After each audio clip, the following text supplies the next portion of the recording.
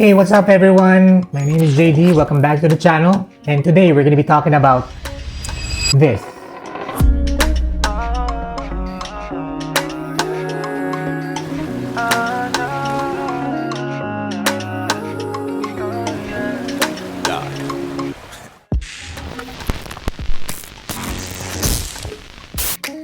This is the DJI Mini 5 Pro. This is DJI's most capable mini drone so far. We'll cover features, camera quality, battery life, whether you should upgrade from the Mini 4 Pro, and finally, should you wait for a 360 drone instead? Let's get into it.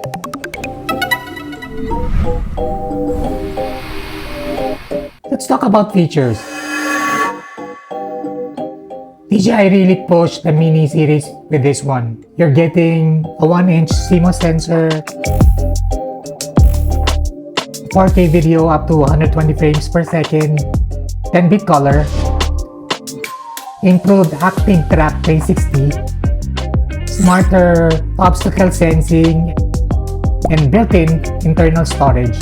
All of this in a drone that still stays at less than 250 grams, which is huge for portability and travel. Camera and sensor.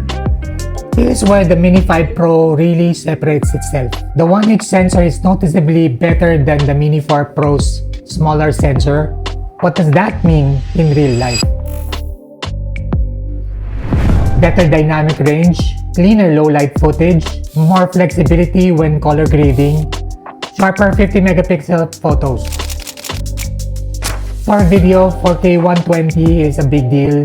Slow motion is smoother, more cinematic, and honestly, something you'd expect from a larger drone, not a mini. If you should travel, cinematic B-roll, or even commercial content, the quality jump is very noticeable.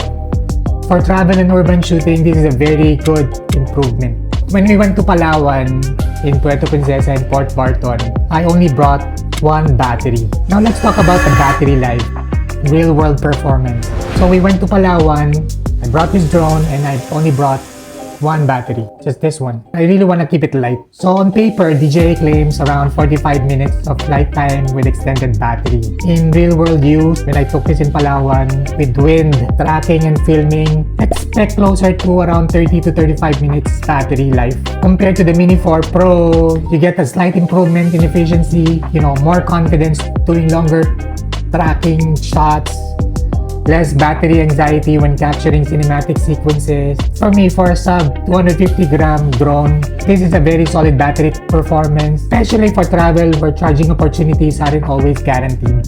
So, the next question is, should you upgrade from Mini 4 Pro? Well, this really depends on how you shoot.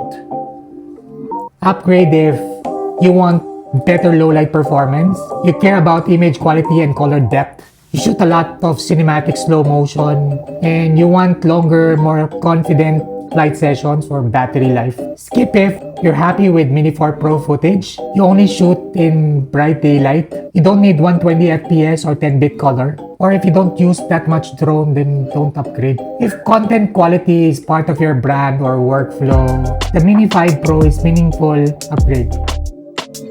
So the next question is, should you wait for a 360 drone? There is a lot of hype around 360 drones right now, and I get it, they're exciting.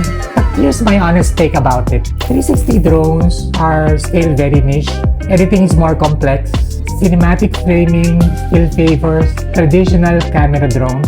If your goal is cinematic storytelling, travel films, and commercial work, the Mini 5 Pro makes more sense today.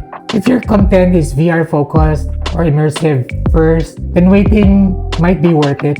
But most creators will get more value right now with this drone.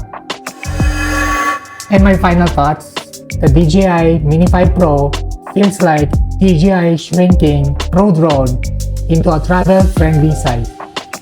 Excellent camera quality, solid battery life. If you want maximum quality without stepping up to a larger drone, this is one of the best options available today. So there you have it. Thank you guys for watching, and please don't forget to like and subscribe to our channel, and I'll see you guys in the next video.